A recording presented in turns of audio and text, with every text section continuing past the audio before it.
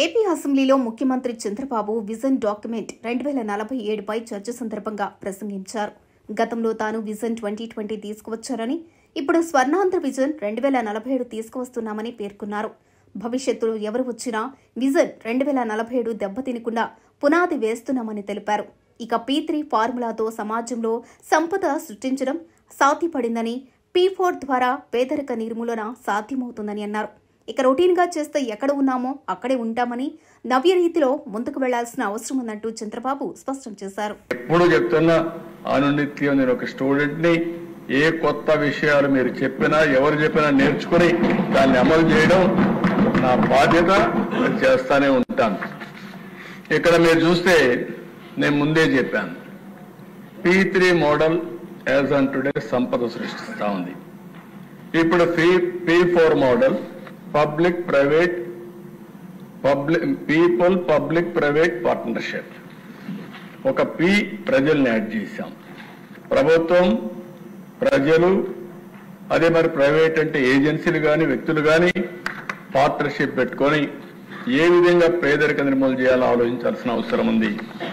ఇక్కడ మీరు చూస్తే ఏదైతే engagement Telugu diaspora or industries or successful people, high network individuals, ఎవరికైతే హై నెట్వర్క్ ఉంటుందో, డబ్బులు ఎక్కువ సంపాదిస్తున్నారో, తెలివిగా ఉన్నారో, అలాంటి వాళ్ళు టాప్ 10% ని బాటమ్ 10 to 20% అడాప్ట్ చేసుకోమంటున్నాం, మెంటరింగ్ చేయమంటున్నాం. ఈరోజు మనం ఇక్కడికి వచ్చాం, ఎవరి దయ వల్ల వచ్చాం? ప్రజల దయ వల్ల వచ్చాం. ఈరోజు ఇండస్ట్రీస్ ఉన్నాయి, ఎవరి దయ వల్ల పెద్దవాళ్ళు అయ్యారు? ప్రజల దయ వల్ల పెద్దవాళ్ళు అయ్యారు. కాబట్టి తిరిగి సమాజానికి మనం పే చేయాల్సిన అవసరం, తిరిగి సమాజం కోసం మనం ఆలోచించాల్సిన బాధ్యత మనందరిపైన ఉంది. అందుకని ఆ 20% 1:1 కానీ 1:5 కానీ ఇట్లా కానీ తీసుకొని ఎక్కడికక్కడ short term, medium term, long term mentoring, assistance, hand holding ఇవన్నీ చేయగలిగితే ఆ దిశ అది ఇంకొక రెవల్యూషన్ మాదిరి తయారవుతుంది. ఒకప్పుడు జన్మభూమి పెట్టాం, ప్రపంచంలో ఉన్న వాళ్ళందరికీ పిలిపించాం, ఎక్కడెక్కడి నుంచో వచ్చి వాళ్ళ ఊర్లో స్కూల్ బిల్డింగ్స్ కట్టారు, హాస్పిటల్స్ కట్టారు, రోడ్లు వేశారు, ఆ స్ఫూర్తితో ముందుకు పోయారు. అప్పటికంటే ఇప్పటికి చాలా వరకు వెల్త్ పెరిగింది. ఇది మనందరి బాధ్యతగా తీసుకోవాల్సిన అవసరం ఉందని కూడా నేను మీకు తెలియజేస్తున్నా. అది కూడా రాబోయే రోజుల్లో చాలా స్పష్టంగా మెజర్ చేస్తాం.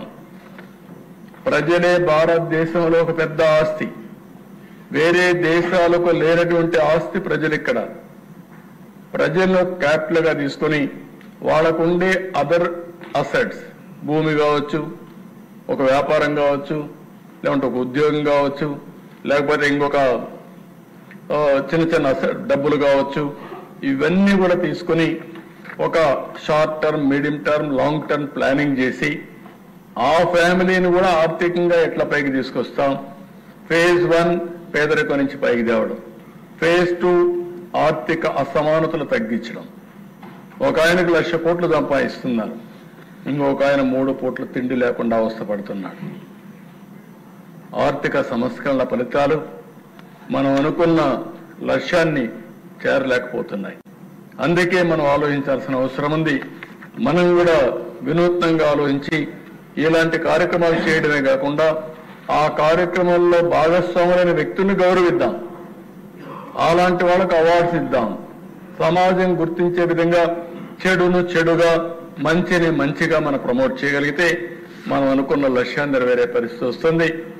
ఇక్కడ కూడా ఫైనాన్షియల్ గా సోషల్ ఇన్క్లూజన్ ఫర్ ఆల్, అందరికి కూడా ఆర్థిక ఇబ్బందులు లేకుండా చేయాలి. సమాజంలో గౌరవం ఇచ్చే విధంగా ఇన్క్లూజన్ చేసే పరిస్థితి రావాలి. దానికోసం మనం దీన్ని టేకప్ చేయాల్సిన అవసరం ఉంది కూడా నేను మీకు తెలియజేస్తున్నా.